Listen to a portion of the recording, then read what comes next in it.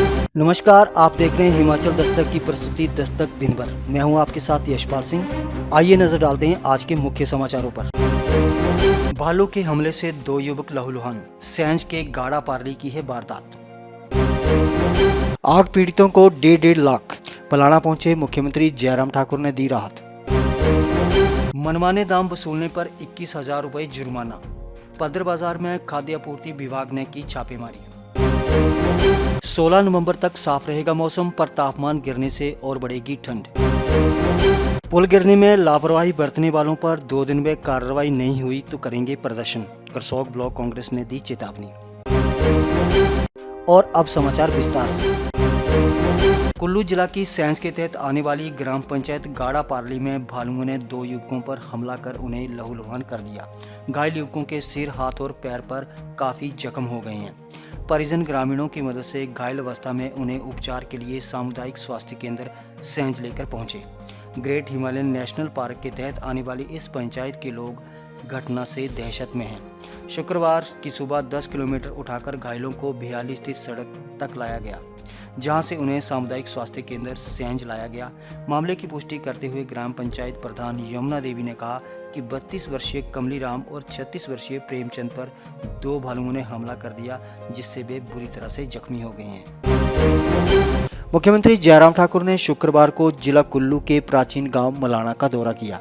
इस दौरान उन्होंने आग पीड़ित परिवारों से मुलाकात की।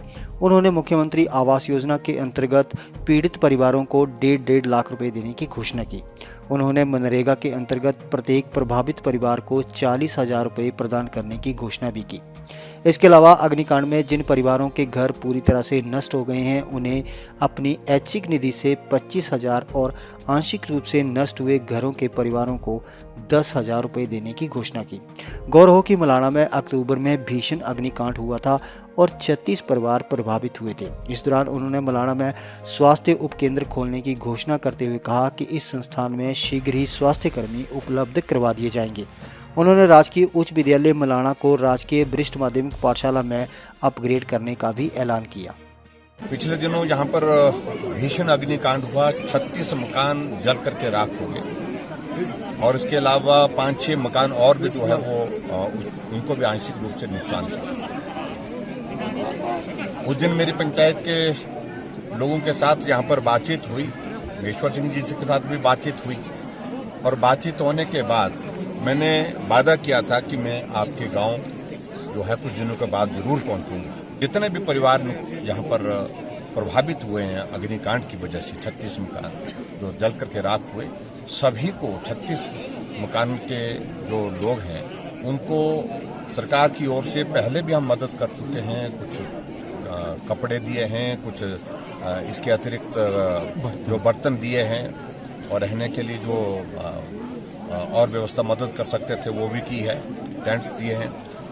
ऐसी परिस्थिति में जो हमने मकान को नए सिरे से बनाएंगे तो मुख्यमंत्री आवास योजना के अंतर्गत हमने सभी को 36 लोगों को मुख्यमंत्री आवास के मकान जो है वो स्वीकृत किए हैं। आज हमने उसकी जो है वो या वक्त वो जारी कर दिया, हमने उनको लेटर दे दिया स्वीकृति का, ताकि वो अपना मकान बना सकें। डिस्क्रिशनरी ग्रांट से जो है ऐच्छिक निधि में से 25-25 हज़ार की अतिरिक्त मदद करेंगे जिनका मकान पूरी तरह से जल करके रहा और जिनका आंशिक रूप से नुकसान हुआ, कम नुकसान हुआ है, उनको भी 10-10 हज़ार रुपये जो है उन लोगों को भी हम देंगे। ये हमने तय किया है।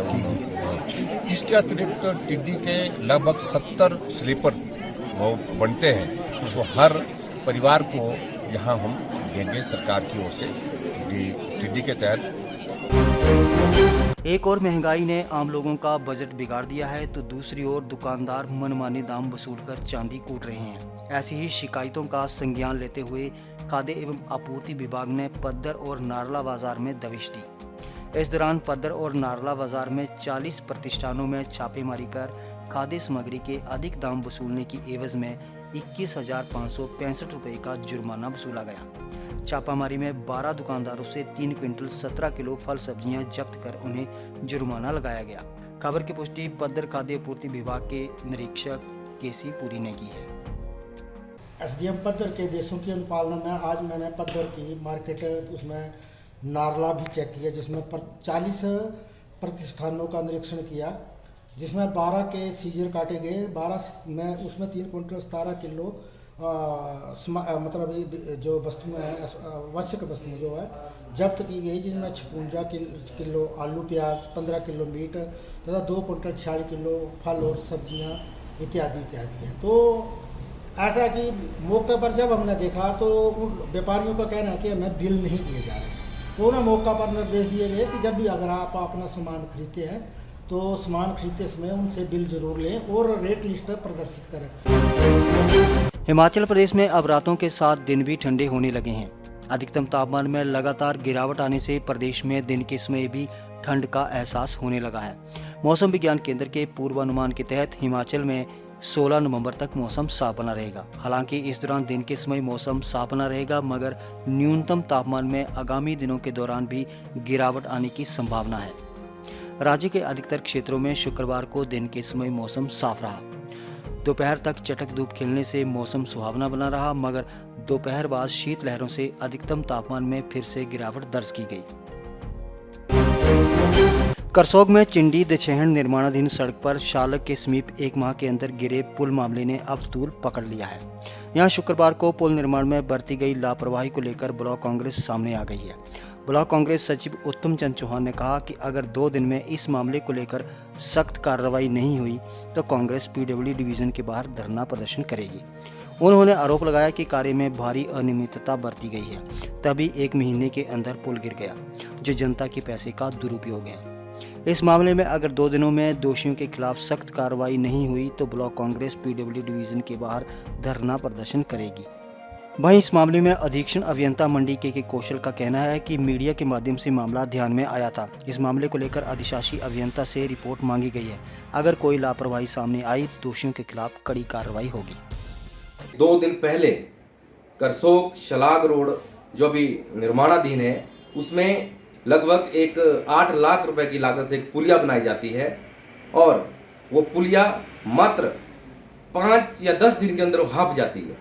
ये भारतीय जनता पार्टी का करसोग विधानसभा क्षेत्र के अंदर इनके विधायक और इनके जो लोग हैं, जो इस टाइम हमारे इस लोगों के जो पैसे की लूट मचा रहे हैं, वो इससे भली भांति दर्शाता है। आपने देखा वो पुलिया मात्र 10 दिन पहले तैयार की गई थी और मात्र 5 या 10 दिन के अंदर वो पूरी तरह से मिट्टी में एक मलबे की भांति गिर जाती है। अगर इस मुद्दे में कंसर्निंग विभाग और इसमें जो जुड़े हुए लोग हैं उन पे कड़ी कार्रवाई नहीं की जाती है तो कांग्रेस पार्टी आने वाले समय में इस मुद्दे के ऊपर जनता को मतलब रोडों पे लाने के लिए पूरी तरह से तैयार रहेगी। और माननीय विधायक से मैं निवेदन करता हूं कि इस तरह के जो विकास कार्य करसोग विधानसभा क्षेत्र के अंदर हो रहे हैं, इसमें पूर्ण विराम लगाया जाए।